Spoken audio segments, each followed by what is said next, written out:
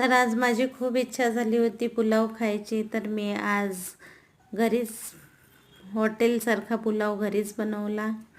आणि त्यासाठी मी घरीच तुरीच्या शेंगा आणलेल्या होत्या, त्याचे दाणे काढून बढिया पुलाव बनवला. त्यात आलू सोयावडी वगैरे टाकली आणि अशी झणझणीत गावरान कढी बनवली.